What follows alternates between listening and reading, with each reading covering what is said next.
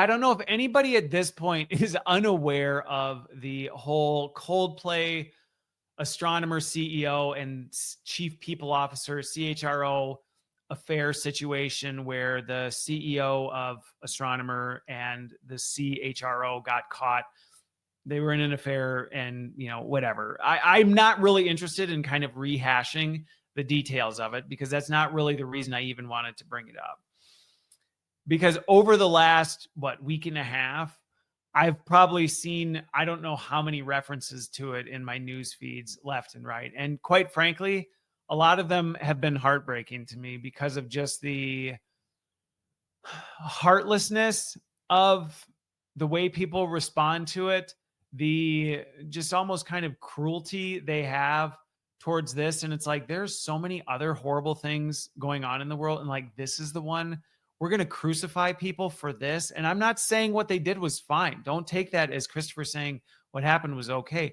What I'm saying is we're going to just go cold disregard and jump on the morality train over this, but not pay any attention to any of the other things. Like, come on, like, really? This is where this is the hill we're all going to unite around and try and just tear people apart. Now, here's the thing. I think the other thing I continue seeing is it is really bringing out some of our biases that I don't think are productive. I don't think they're healthy, and I think they're really negative. So I want to talk, first of all, about just our overall attitude towards it. And I want to talk about some of the deeper reflections that I have so that we can think differently about how we respond to this. Because regardless, hopefully nobody listening to this is in an affair, you're not cheating on your spouse, you aren't engaged in an illicit relationship with somebody you work with. If you are, get the heck out of it. And this should be a cautionary tale for that, because you think, like the last two things, you think you're not going to get caught until you do. And this one, boy ever did they get caught. But in terms of the response, when I saw the whole thing, at first there was a part of me that I saw the video and went, oh, wow, that was brutal. But actually very quickly, even though I was bothered by the nature of what was going on, I didn't see any empathy for the fact that imagine that was you. And I'm not saying that you should be in that situation. And I get that justice and accountability always comes. But that level of justice and accountability would be crushing to any human being. So if you were somebody who got sucked into something like this and everybody's like, well, I would never. Okay, so you think, but just imagine that somehow you did. Is that how you would want to have accountability come, is to have the whole world just ripping on you? That would, I mean, honestly, it would be tragic if all of a sudden we found out one of them ended their own life or something like that because they couldn't deal with it. And we don't take that into consideration. We're like, those are two human beings. And I am not defending what they're doing. I'm saying those are two human beings who, yes, got wrapped up in something they had no business getting wrapped up in. But they're still people. And as I continued to watch this, the thing that nobody really seemed to care about or show any interest in was the fact that this is going to have an effect on so many people directly related to them. The other employees at Astronomer, anybody associated with this CHRO or the CEO is now going to have to probably be looked at sideways, looked down on, all this, even if they had zero involvement. And I know I'll get the people that go, yeah, everybody knew. Maybe they did, maybe they don't. You're not them. And maybe they knew, but there was nothing they could do and they didn't approve of it. And it's like, well, it's not what am I supposed to do about this? It's never as simple as we like to say from our armchairs in the living room as we look on from a distance and go, this is what you should have done. This is how that should have been handled. They got what they deserved. Really? Is that how you would want to be treated if you found yourself in the same situation? My heart broke for their spouses. My heart broke for their kids. I mean, good grief. If I was one of those kids, I don't know that I could go back to school and face what would be coming at you from all directions. And so the whole thing was just tragic. And that seemed to be the thing that was nowhere in this, was just the tragedy of it all and the heartbreak. And yes, should that be a reminder to us all?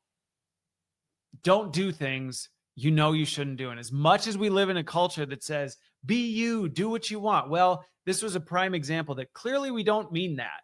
And we don't actually believe that. And of course, I'm coming at this from a biblical worldview. So of course, I'm going to say, no, there's no circumstances under which I think that's acceptable. Like, no. However, even if you're not, clearly many people do not subscribe to my worldview, and they were just as outraged by the whole thing. So clearly, as much as we claim you can do whatever you want and there's no consequences, clearly there are moral lines that people still hold. And when they're crossed, we seem to be almost brutal and savage in the way we respond to them. So just think about that for a minute, because one is show some empathy to people, even if you don't agree with what they did. If you found yourself in a similar or slightly different, maybe it's not an affair. Maybe you find yourself on the other end of something that you thought you weren't going to get caught, but clearly you cross some cultural moral line. Would you want all of culture dogpiling on top of you? Probably not. Probably not. Even if you knew you shouldn't have been involved in what you were involved with in the first place. So my first ask would just be for people to slow down and try and at least put themselves in the shoes of some of these people who are affected by this, or even the people directly involved in this. It should serve as a cautionary warning. Don't do things that you would not potentially want broadcast all over the news. And I'm not saying it's fine if you do things to have it broadcast all over the news. I hate the fact that this stuff is going viral all over. I'm like, let the family grieve. Let them deal with what they're going to have to deal with. Good grief. We don't need all of society sitting from the grandstands, sharing their thoughts and feelings on this with absolutely zero context other than a 6-second clip from a Coldplay concert. Come on, folks. We're better than this. We're better than this. And we should be much more empathetic, regardless of how you feel about what they did. I said, I don't agree or support anything about what happened. And I still go, back off, folks. Back off. They got caught. They have to deal with this. Nobody's escaping justice. And let's think about, hey, like, how can we show care and love and compassion to the people who are really hurt by this? Maybe you can't get your arms around showing care and compassion for the two people who are directly at the center of this. I still would advocate you to work towards that, but maybe you can't. But there are real people who are close to them who they're dealing with all the blowback of this. And we need to be cautious on this. Now, the second part is some of the unintended consequences and biases inherent in our system that keep popping up that I've seen as a result of this. And I made a post about it over the weekend where I just said, I am sorry, and I will repeat it here. I am sorry to all the female professionals for the impact this kind of thing is going to have on you, because I already know from stories from women I respect and have worked with over the years how hard it is already as a female to not have people actually believe the qualifications you hold are legitimate, to question, what did you really do to get that job, to get that promotion, all of that stuff. And so when the female CHRO of a company gets wrapped up in something like this, it just fuels everybody's opinions and attitudes that are already, and I'm not saying they aren't founded, like that there's no examples of that stuff happening. But what we don't realize is when it goes from, well, there are situations and places where this happens, to this is how it always is. And we should be skeptical all the time. And so I really feel, I've got 3 daughters, and it breaks my heart to think that they're going to deal with people questioning them. And if they don't fit the nice, cultural mold of what good girls do, in terms of like traditional gender role type stuff, people are going to be like, successful corporate executive, wonder how you got there. Come on, that's not okay either. And we need to strip that kind of stuff out. The other one that came to mind for me that just, again, I think we just need to be really careful is the conclusion. And before I do, but to the other point, and if you don't believe me, just look at the language used to describe the situation. Go read articles, go read headlines about it. Read how the CHRO, the female in this, is described in all of it versus the CEO. And it won't take very long. And if you go, that's not true, Chris, go look it up. Go look it up. And you'll see there is definitely an inherent bias towards who people really feel is at fault for this. And I don't think that's warranted. I think we should just hold them equally accountable. And really, for most of us, it's not our job to hold them accountable. We are not involved. We're not there. And, if anything, we should just say, hey, what can we learn from this so that we don't end up making the same mistakes, and we can hold people accountable when, we have our own sphere of influence. But I think the last thing is, the fact that she was a CHRO, and even the fact he's a CEO, it just, again, fuels this idea that, one, senior executives are all corrupt. They're all terrible people. They all just do whatever they want.